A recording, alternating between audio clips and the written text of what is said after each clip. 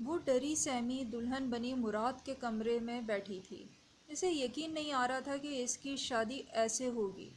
اس کے بھی کچھ ارمان تھے جسے ہر لڑکی کے ہوتے ہیں، پر مراد اس سے اتنی نفرت کرتا ہے، اس بات کا اسے کبھی اندازہ ہوا ہی نہیں تھا۔ اچانک دروازہ کھلنے سے اس کے سر اٹھا کے دیکھا مراد سگریٹ سلگاتا اندر داخل ہوا۔ اس کی آنکھوں میں خون بھرا ہوا تھا، وہ سب تہس نہس کر دینا چاہتا تھا۔ اس نے آتے ہی بیڈ پر رکھے پھولوں کو زمین پر گرایا اور ثنا کا منہ اپنے ہاتھوں میں دبوچ لیا۔ کیا سمجھتی ہو تم خود کو؟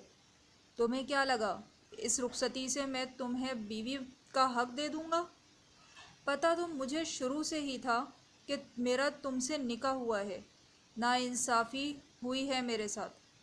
میں تم سے پیار کرنے کا سوچ ہی نہیں سکتا، میں صرف ارج سے محبت کرتا ہوں، سمجھی تم؟ ایک جھٹکے سے اس چھوڑ کر بیک گراؤنڈ میں اس کا سر دے مارا اور سلگتا سگریٹ اس کی نازک گردن پر مسل گیا جس سے وہ تڑپ اٹھی تھی۔ وہ حیران ہوئی اسے باہر جاتا دیکھنے لگی۔ کیوں اللہ جی میرے ساتھ ایسا کیوں؟ کیا گناہ ہے میرا؟ کیا قصور ہے؟ مجھے کس بات کی اتنی سزا ملی؟ یہ سب تو نہیں چاہتی تھی میں، مجھے مراد کو ایسے تو حاصل نہیں کرنا تھا۔ اللہ جی کیوں ہوا میرے ساتھ یہ سب؟ اللہ اگر ایسا کسی اور سے محبت کرتے ہیں تو بتا دیتے، میں طلاق لے لیتی ہوں، پر مجرم تو نہ بنتی۔ وہ تکیے میں منہ دیے سسکیاں لیتی رو رہی تھی۔ نہ جانے رات کے کس پہر اس کی آنکھ ان آنسوؤں کے ساتھ لگ گئی۔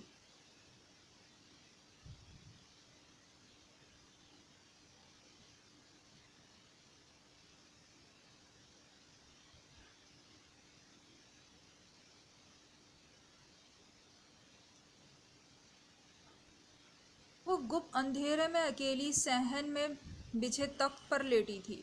اب اسے راتوں میں اندھیروں میں خوف نہیں آتا تھا، تنہا رہنے سے وہ اب نہیں ڈرتی تھی۔ بادلوں سے بھرے آسمان کو سرد ہواؤں میں لیٹی لون کے سوٹ میں ماضی یاد کر رہی تھی۔ رات کا ہی وہ پہر ہے جب انسان اپنے مشکل گزرے وقت کو یاد کرتا ہے، وہ نہ بھی چاہے تو بھی سب خود دماغ میں چلنے لگتا ہے۔ آنسو آنکھوں سے نکل نکل بالوں میں جبس ہو رہے تھے۔ کبھی وہ بھی کسی ماں باپ کی گڑیا تھی۔ زندگی ایسے ہی موڑ پر لے آئی تھی جہاں سوائے در بدر کی ٹھوکروں کے کچھ نہ تھا۔ اچانک دروازے پر دستک ہوئی۔ اس وقت کون ہو سکتا ہے؟ اس نے اپنے آنسو صاف کرتے خود سے ہی سوال کیا۔ موبائل کی ٹارچ آن کرتے وہ دروازے کے تھوڑا قریب گئی۔ کون؟ اس نے گھبراتے ہوئے پوچھا۔ عادل، باہر کھڑے شخص نے اپنا نام بتایا۔ عادل سر، اس وقت رات کے 11 بجے؟ کہیں یہ بھی تو؟ اس کے ذہن میں اچانک خوف برپا ہو گیا۔ حیا میڈم دروازہ کھولیں، آپ سے ضروری بات کرنی ہے۔ گھبرائیں نہیں مجھ سے، عادل نے اسے دھیمی سی آواز میں کہا جو وہ صاف صاف سن پائی تھی۔ اس نے ڈرتے ہوئے دروازہ کھولا۔ کالے شلوار قمیض میں ملبوس، کالی شال لیے، سفید انابی ہونٹ پر ہلکی سی مسکراہٹ لیے وہ کھڑا حیا کو کسی ریاست کا شہزادہ لگ رہا تھا۔ کیا میں اندر آ سکتا ہوں؟ عادل نے اجازت چاہی۔ جی آ جائیں، حیا نے راستہ چھوڑتے ہی اندر آنے کو کہا۔ عادل اندر آتے ہی تخت پر بیٹھ گیا جہاں کچھ دیر پہلے حیا بیٹھی تھی۔ حیا پاس جا کر کھڑی ہو گئی۔ آپ نہیں بیٹھیں گی؟ عادل نے گھبراتی حیا سے پوچھا۔ نہیں، آپ نے کیا بات کرنی ہے؟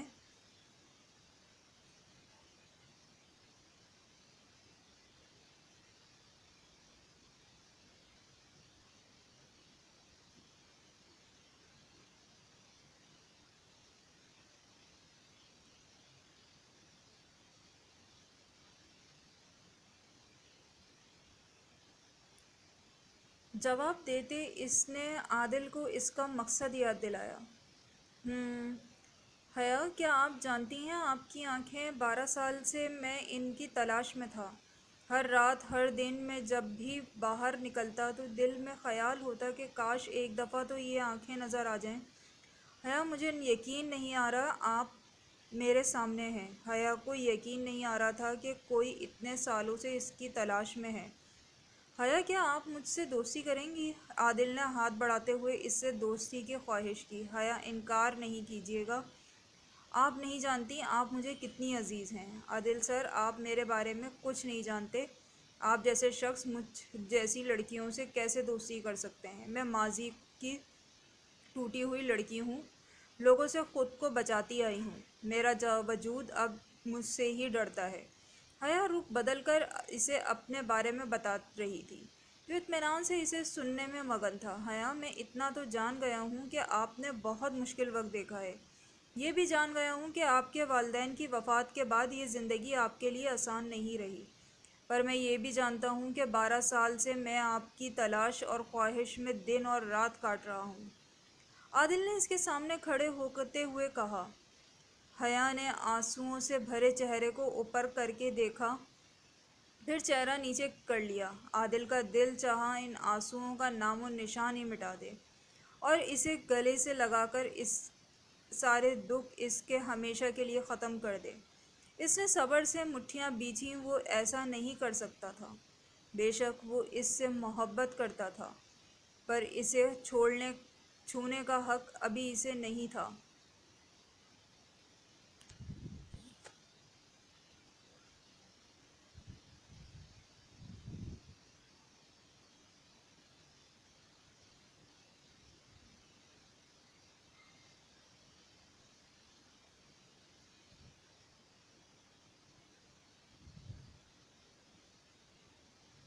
اس نے حیا کے گرد اپنی گرم کالی شال اتار کر لپیٹی، جو روتی ہوئی مسلسل سردی سے کانپ رہی تھی۔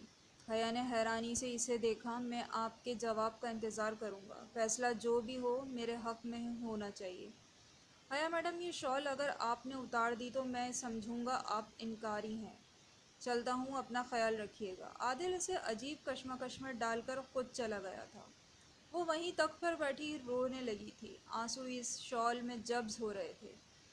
کیسے کوئی اتنا چاہ سکتا ہے؟ عادل 12 سال سے مجھے تلاش کر رہے تھے اور مجھے علم ہی نہیں تھا، لیکن وہ ایک غریب اور تنہا لڑکی کو کیسے دوست بنا سکتے ہیں، جس کے آگے پیچھے سر پر کوئی ہاتھ تک رکھنے والا نہیں؟ خود سے باتیں کرتی اس نے ایک نظر اپنے اوپر ڈالی شال پر ڈالی، جس میں سے آتی خوشبو اس کے ہوش گنوا رہی تھی۔ یہ خوشبو اسے اپنی طرف کھینچنے کو دوڑ رہی تھی، وہ چاہ کر بھی اسے اتار نہ پائی۔ صبح 5 بجے وہ اپنے کمرے میں آیا تھا۔ ثنا خود میں لپٹی ہوئی بیڈ پر سو رہی تھی، دوپٹہ اس کے وجود سے بہت دور تھا، اس کا ایک ایک نقش ظاہر ہو رہا تھا۔ مراد اندر آتے ہی اس پر نگاہ باندھے کھڑا ہوا تھا۔ اس میں کوئی شک نہیں تھا کہ ثنا اس کی محبت نہیں بلکہ لیکن وہ بلا کے خوبصورت تھی۔ رچ سے کہیں زیادہ خوبصورت ثنا تھی۔ رچ مراد کے ماموں کی بیٹی تھی، جو لندن یونیورسٹی میں اس کے ساتھ پڑھتی رہی تھی۔ دونوں کو ایک دوسرے سے محبت ہو گئی تھی، وہ دونوں کسی اور کا سوچنا بھی نہیں چاہتے تھے۔ مراد ثنا کو دیکھتے ہوئے اس کے قریب آ کر بیٹھ گیا۔ بیٹھتے ہی اس کی نظر اس زخم پر پڑی جو خود مراد کا دیا ہوا تھا۔ اسے رات کا سارا واقعہ یاد آ گیا تھا۔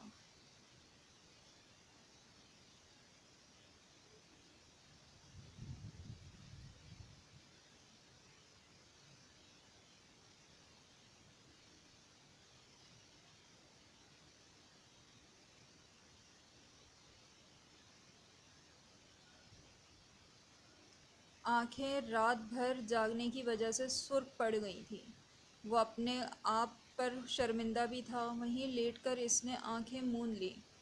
وہ جیسے ہی تھا، پر کسی پر یوں ظلم نہیں کرتا تھا، پر اسے دکھ تھا کہ وہ اپنی ہی بیوی کو تکلیف دے گیا۔ تقریباً صبح کے 9 بجے ثنا کی آنکھ کھلی۔ اپنے ہاتھ پر کسی کا ہاتھ محسوس کرتے اس نے گھبرا کر پوری آنکھیں ہوش میں کھولیں۔ ساتھ مراد لیٹا نیند کی گہری وادیوں میں تھا، جس کی آنکھیں مکمل سوجی ہوئی تھیں۔ مراد کو اتنا قریب دیکھ کر اسے سمجھ نہیں آ رہا تھا وہ کیا کرے۔ مراد کا وزن ہاتھ اس کی کلائی پر زور ڈال رہا تھا۔ لیکن یہ زور اسے تکلیف نہیں سکون دے رہا تھا۔ وہ کب سے اس کے چہرے پر نظریں ٹکائے اسے دیکھ رہی تھی۔ اچانک مراد کے ہلکا سا ہلنے پر آنکھیں بند کر لیں۔ مراد نے خود کو اس کے قریب دیکھتے ہی آنکھیں بند کر کے سر کو ہاتھ سے دبایا اور ہلکا سا اٹھ کر اسے دیکھنے لگا۔ معاف کر دو ثنا، میں تمہیں تکلیف نہیں دینا چاہتا تھا، پر کیا کرتا، ایرس سے محبت کرتا ہوں میں، تمہیں وہ سب نہیں دے سکتا جو تم ڈیزرو کرتی ہو۔ تم میری بیوی چاہے رہو، پر حق بیوی کا حق میں نہیں دے سکتا، مجھے معاف کر دینا۔ وہ کہتا اٹھ کر واش روم میں چلا گیا۔ ثنا کی آنکھوں سے چند موتی نکل کر بالوں میں جبس ہو گئے۔ کوئی بات نہیں مراد، ایک دن آپ کو احساس ہوگا کوئی ہے آپ کی محبت، وہ کہتی ہوئی اٹھ کر اپنے کپڑے نکالنے لگی، اور وہ کافی حد تک پرسکون تھی۔ آدھے گھنٹے بعد مراد واش روم سے باہر آیا۔ ثنا اس کے کپڑے نکال کر بیڈ پر رکھ رہی تھی۔ اسے باہر آتا دیکھ کر اس نے اپنے کپڑے پکڑے اور واش روم میں چلی گئی۔ 10 بجے دونوں ایک ساتھ نیچے ڈائننگ ٹیبل پر پہنچے، جہاں سبھی ان کا انتظار کر رہے تھے سوائے عادل کے۔ سب موجود تھے۔ مراد کے ساتھ والی کرسی پر ثنا بیٹھ گئی۔ ثنا بیٹی، مراد کو بریک فاسٹ سرو کرو، شمائلہ بیگم نے ثنا کو ہاتھ کے اشارے سے کہا۔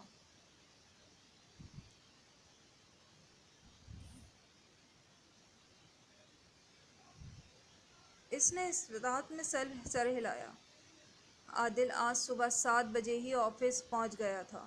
وہ حیا کے جواب کا انتظار میں تھا، انتظار بے صبری سے کر رہا تھا۔ اسے دیکھنے کا کوئی لمحہ وہ مس نہیں کرنا چاہتا تھا۔ 8 بجے وہ سفید شلوار قمیص پر سفید دوپٹہ سر پر لیے اور خود کے گرد اس کی کالی شال لپٹے آفس کے اندر آئی۔ عادل نے اپنے کیبن سے اسے دیکھا۔ اس کی آنکھیں چمک اٹھی تھیں، مطلب حیا مان گئی۔ عادل اس کی طرف کیمرے سے اسے دیکھنے لگا، جو مصروف بیٹھی لیپ ٹاپ پر انگلیاں چلا رہی تھی۔ اختر، مجھے ایک ضروری میٹنگ پر جانا ہے، عائشہ سے بولو فائلز پکڑ لے، مسٹر آہن کے کانٹریکٹ کی۔ عادل نے اپنے آفس روم سے نکلتے ہوئے اختر سے کہا۔ حیا کا کیبن آفس روم کے پاس تھا۔ حیا نے اسے ایک نظر دیکھا، پھر اپنے کام میں مصروف ہو گئی۔ پر سر، عائشہ تو آج آفس نہیں آئیں، آپ ایسا کریں حیا میڈم کو لے جائیں۔ اختر کے کہنے پر عادل نے اسے گھوری سے نوازا۔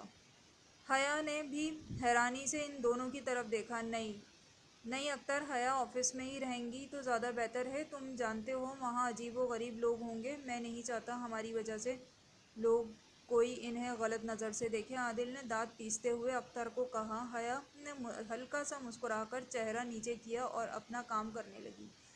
عادل میٹنگ کے لیے جا چکا تھا آیت کو ساتھ لے کر۔ آیت تو ویسے بھی اس کے قریب رہنے کے بہانے ڈھونڈتی تھی، اور پھر ایسے موقع ہی کہاں ملا تھا۔ یس، آپ کا کانٹریکٹ ہمیں منظور نہیں مسٹر آہن، ہم آپ کے ساتھ کام نہیں کر سکتے۔ آپ کے پروگریس ورک دیکھتے ہیں ہمیں کچھ بہتر نہیں لگے۔ ہم مسٹر تیمور کے ساتھ یہ ڈیل کرنا چاہیں گے۔ ہاں، اگر آپ 3 مہینے میں اپنے ورک کی گارنٹی دے سکتے ہیں تو میں آپ کے ساتھ 3 مہینے بعد کام کرنے کو تیار ہوں۔ لمبے میر کے ارد گرد آہن گروپ، تیمور گروپ اور سامنے کی کرسی پر عادل اور ساتھ آیت بیٹھے تھے۔ پر عادل سر، ایک دفعہ ہمارے ساتھ کام کر کے دیکھیں، آپ کو 100% اچھا رسپانس ملے گا، آہن نے التجائی انداز میں کہا تھا۔ معذرت مسٹر آہن، مجھے پہلے آپ کے کام کا ٹھوس ثبوت چاہیے، اس نے تیمور کے ساتھ کانٹریکٹ کی فائل سائن کرتے ہوئے آہن سے کہا۔ تیمور سے کھڑے ہو کر اس نے ہاتھ ملایا اور جانے کی اجازت چاہی۔ دونوں گروپس جا چکے تھے، صرف آہن کا گروپ وہیں بیٹھا رہا۔ اس کی آنکھوں میں خون دوڑ رہا تھا۔ میز پر مکہ برسایا۔ ڈیم کیسے انکار کر سکتا ہے یہ مجھے اتنے لوگوں میں، مجھے بے عزت کیا، اس کا بدلہ تو میں اس سے لوں گا۔ آہن، ابراہیم ملک سے پنگا اس کو بھاری پڑے گا، خود کو سمجھتا کیا ہے یہ؟ سر، اطمینان رکھیں، ہم کوئی حل نکال لیں گے اس مسئلے کا۔ آپ کے کولیگ نے اسے سمجھانے کی کوشش کری، پر وہ بدلے کی آگ میں جھلس رہا تھا۔ تقریباً 2 بجے وہ آفس واپس آیا۔ حیا وہیں بیٹھی آفس کی لڑکی کے ساتھ باتیں کر رہی تھی۔ عادل اسے دیکھتا اپنے کیبن میں چلا گیا اور کچھ کام نپٹانے لگا۔ حیا بھی لڑکی کو بھیجے اپنا کام کرنے لگی۔ اختر میرے آفس میں آؤ، اس نے فون کان پر لگا کر اختر کو بلایا۔ اختر اندر آ کر ایک سائڈ پر کھڑا ہو گیا۔ حیا نے کھانا کھایا۔ لیپ ٹاپ پر کچھ ضروری میلز چیک کرنے کے بعد اس نے اختر سے پوچھا۔ نہیں سر، اس نے نفی میں سر ہلاتے ہوئے جواب دیا۔ عادل نے لیپ ٹاپ بند کیا اور گاڑی کی چابی پکڑ کر باہر نکلا۔ وہ فارم ہاؤس جا رہا تھا۔ فارم ہاؤس کے ایک اسٹور کا دروازہ آج 4 دن بعد کھلا تھا، جہاں وہ تینوں بھیڑیے بری حالت میں گرے پڑے تھے۔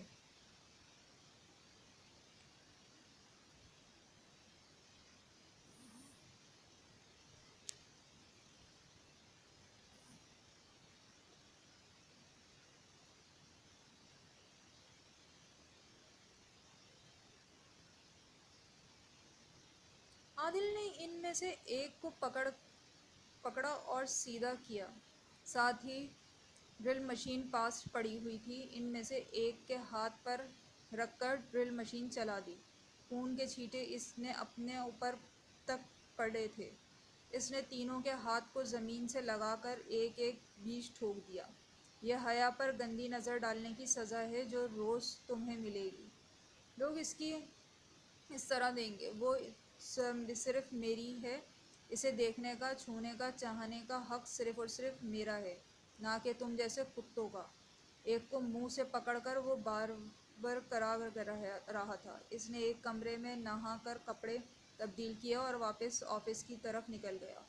5 بج رہے تھے جب وہ آفس پہنچا۔ حیا گھر کی تیاری کر رہی تھی۔ وہ اس کے پاس آیا۔ آج میں آپ کو ڈراپ کر دوں گا، عادل نے حیا کو دیکھتے ہی اس کے ساتھ جانے کو کہا۔ نہیں سر، میں چلی جاؤں گی، حیا نے انکار کر دیا۔ نہیں حیا، پلیز، آج میں آپ کو ڈراپ کر دیتا ہوں۔ کچھ وقت آپ کے ساتھ گزار کر مجھے بھی اچھا لگے گا، عادل نے التجائی نظروں سے دیکھتے کہا، جس پر حیا نے ساتھ میں سر ہلا دیا۔ حیا عادل کے ساتھ کھڑے گھر کے لیے نکل پڑی تھی۔ وہ بالکل خاموش کار کی ونڈو کے باہر سر ٹکائے بیٹھی تھی۔ عادل بار بار اسے اپنی نظروں کے سار میں لے رہا تھا۔ آپ پریشان لگ رہی ہیں، سب ٹھیک ہے نا؟ حیا، اس نے خود ہی کسی طرح بات کو شروع کیا۔ جی سر، میں ٹھیک ہوں، اس نے ہلکا سا مسکرا کر جواب دیا۔ حیا کے ہاتھ اور پیر کانپ رہے تھے، جو کہ عادل کی نظروں سے چھپ نہ سکا تھا۔ وہ جانتا تھا حیا ڈر رہی ہے، اس سے بھی۔ عادل نے گاڑی ایک ریسٹورنٹ کے سامنے پارک کی۔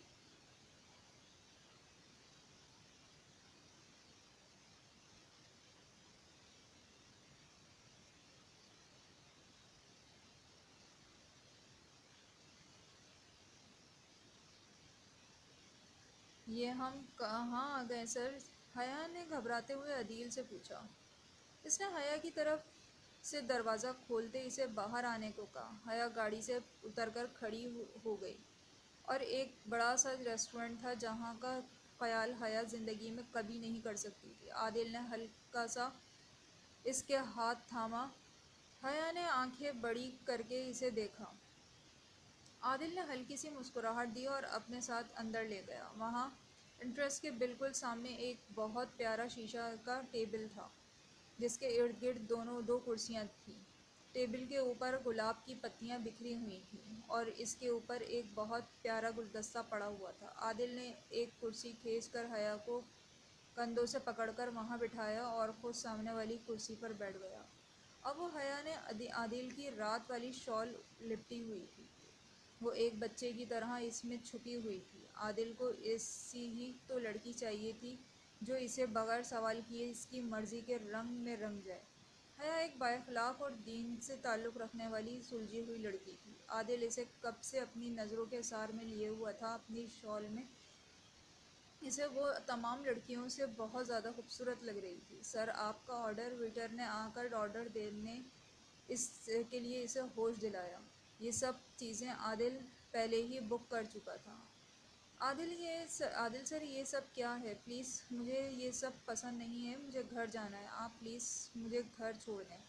حیا نے التجائی نظروں سے کہا، حیا چپ کر جائیں اور کھانا کھائیں۔ عادل نے کھانا سرو کرتے ہوئے چپ رہنے کو کہا، پر سر حیا نے پھر کچھ کہنے کی کوشش کی۔ نو حیا، اس وقت ایسا کچھ نہیں بولیں گی آپ۔ عادل نے پھر خاموش کروا دیا۔ اب میری باتیں سنیں۔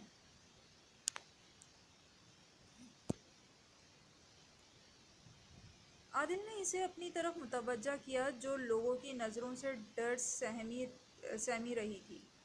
وہ عادل کی طرف دیکھنے لگی۔ حیا، آپ میرے لیے بہت قیمتی ہیں، میں آپ کو اب دوبارہ کھونا نہیں چاہتا۔ آپ باتیں گھما کے کرنے کے عادی نہیں ہوں۔ میں باتیں گھما کے کرنے کا عادی نہیں ہوں۔ حیا، میں جانتا ہوں آپ میری بات کا یقین نہیں کریں گی، پر میں بھی اپنے دل کے ہاتھوں مجبور ہوں۔ میں آپ سے بہت پیار کرتا ہوں، میرے لیے آپ سے دور رہنا بہت مشکل ہے حیا۔ آپ میرے لیے بہت عزیز ہیں۔ عادل نے اپنی بات کہہ کر اس کی طرف دیکھا، جس کی آنکھ سے چند موتی اس کے ہاتھوں پر گرے تھے۔ دیکھیں سر، میں بہت غریب لڑکی ہوں، میرے لیے یہ سب بہت زیادہ قیمتی، میری یہ عزت ہے جس پر کوئی سودا نہیں کر سکتی۔ میرے ماں باپ بچپن میں ہی گزر گئے تھے، آپ صرف اپنا پیٹ پالنے کے لیے جی رہی ہوں اور پل پل موت کا انتظار کر رہی ہوں۔ میں کسی کے ساتھ بھی ایسا ناپاک رشتہ رکھ کر خود کو داغدار نہیں کرنا چاہتی۔ آپ آج اپنی محبت کا اظہار کر رہے ہیں، کل میرے جسم کی خواہش کریں گے اور پھر مجھے چھوڑ جائیں گے۔ میں آپ کے آگے ہاتھ جوڑتی ہوں، آپ نے میری عزت اور جان بچائی، اس کی اتنی بڑی قیمت نہ لیں مجھ سے۔ حیا ہاتھ جوڑے اپنی بات کہہ رہی تھی اور پھر اٹھ کر جانے لگی، جب عادل نے اس کا ہاتھ پکڑ کر اسے روکا۔ رکیں، بیٹھ جائیں۔ حیا اسے ایک نظر دیکھ کر واپس اپنی جگہ پر بیٹھ گئی۔ کس نے کہا کہ میں آپ سے صرف اظہار محبت کر رہا ہوں؟ کس نے کہا کہ میں آپ کو چھوڑنے کے لیے یہ سب کر رہا ہوں؟ کیسے کہہ سکتی ہیں آپ حیا؟ اگر آپ کے ساتھ کچھ غلط ہی کرنا ہوتا تو کل رات میں اپنی چادر آپ کو پہنانے کے بجائے آپ کے کپڑے بدن سے الگ کر چکا ہوتا۔ حیا ساکت بیٹھی اس کی باتیں سن رہی تھی۔ مگر نہیں حیا، میں آپ کو خود کی عزت بنانا چاہتا ہوں۔ شادی کرنا چاہتا ہوں میں آپ سے۔ شادی کے نام پر حیا کے آنسو خود آنکھوں سے نکلنے لگے۔ وہ نم آنکھوں سے عادل کی اس رحم دلی کو دیکھ رہی تھی۔ اسے اپنی قسمت پر یقین نہیں ہو رہا تھا۔ اس کو سمجھ نہیں آ رہا تھا وہ کیا کرے، کیا جواب دے عادل کو۔ بولیں حیا، آپ مجھ سے شادی کریں گی؟ ریسٹورینٹ میں بیٹھے ہر نفس کا دھیان ان دونوں پر تھا۔ حیا بولیں، کریں گی مجھ سے شادی؟ اپنی عزت کی حفاظت کی ذمہ داری سونپیں گی مجھے؟ یس سے یس۔ ایک دم ریسٹورینٹ میں سے یس کی آواز گونجنے لگی۔ ایک بوڑھی عورت جو حلیے سے امیر گھرانے کی معلوم پڑ رہی تھی، حیا کے قریب آ کر اس کے سر پر ہاتھ رکھا۔ بیٹی، یہ محبت کے رشتے بڑے انمول ہوتے ہیں۔ محبت کے بغیر، ہم سفر کے بغیر زندگی گزارنا مشکل ہے۔ اس بچے کو ہاں کہہ دو، اس کی آنکھیں بتا رہی ہیں کہ یہ تم سے محبت کرتا ہے۔ تبھی عادل نے اپنی جیب سے ایک ڈبیا نکال کر کھول کر حیا کے سامنے کری۔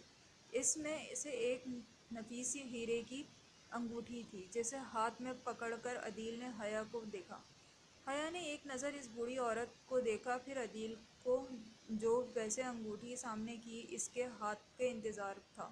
حیا نے آنکھیں جھکا کر اپنی بائیں ہاتھ کے آگے کیا۔ عادل کے چہرے پر دل نشیں مسکراہٹ آئی، جس پر اس کی دائیں گال کا ڈمپل چمک اٹھا۔ عادل حیا کو انگوٹھی پہنا رہا تھا اور ریسٹورینٹ میں تالیاں گونج رہی تھیں۔ وہ شام کو آفس سے گھر آتے سیدھا اپنے کمرے میں چلا گیا، جہاں ثنا کو نہ پا کر اس نے سکون کا سانس لیا اور واش روم جانے لگا، مگر دروازے سے اندر سے بند تھا۔ ثنا واش روم میں شاور لے رہی تھی۔ اسے کمرے میں کسی کے آنے کا احساس ہوا تو فوراً کپڑے پہن کر باہر آ گئی۔ مراد وارڈروب سے اپنے کپڑے نکال کر ہلکے فروزی رنگ کی شلوار قمیض پاجامے میں بغیر دوپٹے کے کھڑی تھی۔ اس کی نظروں کی تپش خود پر محسوس کرتے جھٹ سے بیڈ سے اپنا دوپٹہ لیا اور اپنے گرد اوڑھ لیا۔ مراد کی نظریں ابھی بھی اسی پر تھیں۔ اس کے گیلے بالوں کی خوشبو مراد کو مدہوش کر رہی تھی۔ آپ کب آئے؟ ثنا نے اپنی انگلیاں مروڑتے ہوئے سوال کیا۔ ابھی آیا ہوں، مراد نے دھیمی سی آواز میں جواب دیا۔ کھانا لاؤں آپ کے لیے؟ مراد نے اس بات میں سر ہلایا اور واش روم میں چلا گیا۔ کچھ دیر بعد وہ بغیر شرٹ کے شیشے کے سامنے کھڑا بال ٹھیک کر رہا تھا جب ثنا اندر کھانا لے کر آئی۔ اسے دیکھتے ثنا نے رخ دوسری طرف کر لیا۔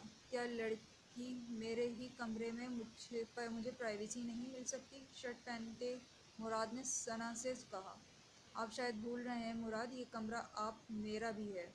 ثنا نے بھی اسی کے انداز میں جواب دیا۔ زیادہ زبان چلانے کی ضرورت نہیں، رکھو کھانا اور کٹ لو کچھ دیر کے لیے یہاں سے، مراد نے ثنا کو گھورتے ہوئے کہا۔ کھانا رکھنے کو کہا۔ ثنا نے کھانا بیڈ پر رکھا اور خود صوفے پر میگزین لے کر بیٹھ گئی۔ لڑکی، میں نے باہر جانے کو کہا ہے تمہیں، مراد نے پھر اسے اپنی بات یاد دلائی۔ سن چکی ہوں مراد، نہیں جا سکتی باہر، اندھیرا ہے بہت، لائٹس آن کی ہیں تو سب جاگ جائیں گے۔ چپ کر کے کھانا کھا لیں، پھر میں نے بھی کھانا ہے۔ اس کے یہ کہنے پر مراد کا نوالا حلق میں اٹک گیا۔ ثنا نے فوراً اٹھ کر اسے پانی دیا۔ مراد نے پانی پی کر اس کی طرف دیکھا جو اس کی فکر میں پاس کھڑی اس سے پوچھ رہی تھی۔ آپ ٹھیک تو ہیں؟ آرام سے کھایا کریں اور کھاتے ہوئے کم بولا کریں۔ مراد نے چہرہ نیچے کر کے بولا، اگر کھانا نہیں کھایا تو بیٹھ کر ابھی کھا سکتی ہیں، پھر لائٹس آف کرنی ہے، مجھے نیند آ رہی ہے۔ ثنا اس کی بات پر ہلکا سا مسکرائی اور ساتھ بیٹھ کر کھانا کھانے لگی۔ کھانا کھا کر ثنا نے برتن صوفے کے پاس پڑے ٹیبل پر رکھے اور وہیں صوفے پر اپنا بلینکٹ لے کر لیٹ گئی۔ مراد بھی اپنی جگہ پر لیٹ گیا۔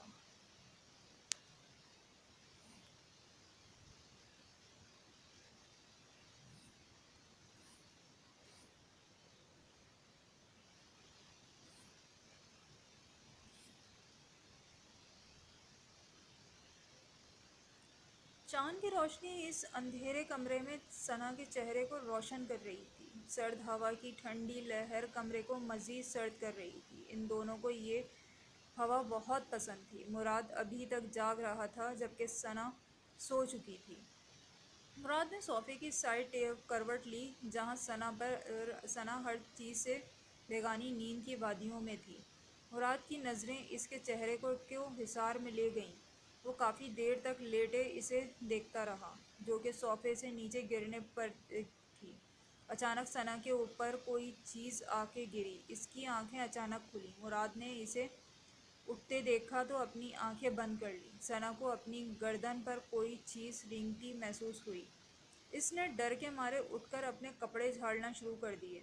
وہ کاکروچ تھا جو اب کارپیٹ پر گر چکا تھا۔ ثنا نے دیکھتے ہی ہلکے سے چیخ چھوڑی اور اچھل کر بیڈ پر مراد کی کمر کو پکڑ کر بیٹھ گئی۔ مراد نے نیند کی سی آنکھیں کھولیں، اسے دیکھا۔ کیا ثنا، سو تو سکون سے لینے دو، مراد نے اپنے ساتھ لیٹی ثنا کو دیکھتے ہوئے کہا۔ مراد، وہ کاکروچ میرے اوپر تھا۔ مراد کا دل کیا اپنا سر دیوار میں مار لے۔ ایک چھوٹے سے کاکروچ سے ڈر گئی ہے۔ مراد نے اسے خود سے الگ کر کے لائٹ آن کی اور زمین پر کاکروچ دیکھا جو کہ ثنا کے تشدد سے زمین پر الٹا پڑا ہوا تھا۔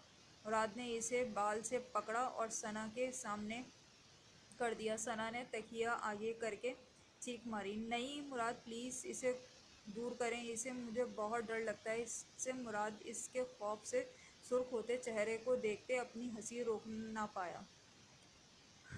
وہ لڑکی مراد حسن شاہ کی بیوی بننے کی جرات کرنے والی ایک کاکروچ سے ڈر گئی۔ ثنا نے سنتے ہی تکیہ چہرے سے پیچھے کیا۔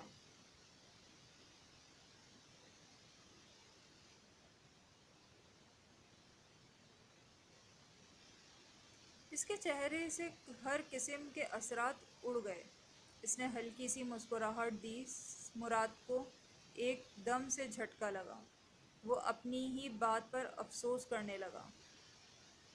صوفے کے پاس کھڑا تھا۔ دیکھا مراد، آپ نے کہا تھا آپ مجھے کبھی بیوی نہیں مانیں گے، آج آپ نے خود ہی قبول کر لیا۔ ثنا نے اس کے ہاتھ سے کاکروچ پکڑا۔ آپ کی بیوی بن کر ثنا اتنی بہادر ہو سکتی ہے کہ ہر خوف کا سامنا کر سکے۔ مراد اس کچھ دیر پہلے کاکروچ سے ڈرتی ہوئی لڑکی کو ہاتھ میں کاکروچ پکڑے دیکھ کر حیران کھڑا تھا۔ ثنا نے کاکروچ ونڈو سے باہر پھینکا اور واش روم میں ہاتھ دھونے چلی گئی۔ مراد بھی پیچھے ہاتھ دھونے چلا گیا۔ ثنا باہر آتے بیڈ کے ایک سائڈ پر لیٹ گئی۔ مراد نے باہر آ کر دیکھا تو اسے شدید غصہ آیا۔ میں کہاں لیٹوں؟